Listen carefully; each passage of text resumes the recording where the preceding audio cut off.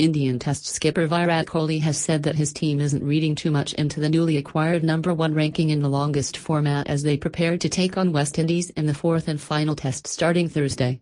The visitors need to win the match to maintain their current spot, in light of Australia's loss in Sri Lanka.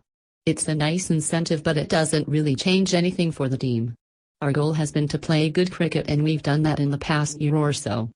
And we want to continue with the same, Kohli said on Wednesday. Even last year, when we beat South Africa, because of some other team losing, we became #1 for a brief period. To really become the best team in the world, you need to play consistent cricket for a span of 3-4 years. This is pretty immediate and short-term incentive. You have to play sustained cricket for a good period of time to be the best team in the world. We have played good cricket, that's why we have climbed up the rankings. But if you see, we have played lesser number of games than the other teams. It's only after we play a good number of games that we can be judged. We've played good cricket, but I think only at the end of the season, we can look back how we have played and then figure out where do we stand, he said. India will be looking to continue their dominance over the West Indies in this fourth test. The biggest challenge facing the visitors will be the revised batting lineup, with Kohli again indicating that he will continue to bat at #3. If we're playing 5 batsmen and if we are looking to bat someone at 5, then the batting order we played in the last game works.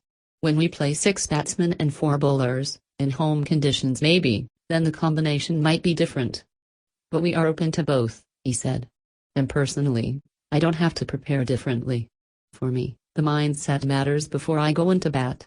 It can be any position, but if you are mentally fit you will be able to execute. There still could be a couple of changes, particularly since Murali Vijay is now fully fit and deserving of a call-up after suffering an unlucky thumb injury in the first test. He is expected to partner KL Rahul, with Shikhar Dhawan sitting out.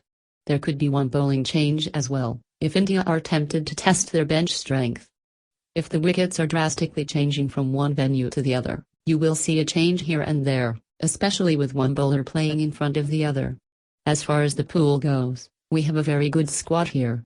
The standby players we have back home have the skill set as well. Everyone has been briefed about the roles they have to play. We have players who are ready accordingly, Kohli said. 1 or 2 spots obviously will be available. But we can't make too many changes in one series. And with a long season coming up, we are playing games at home too.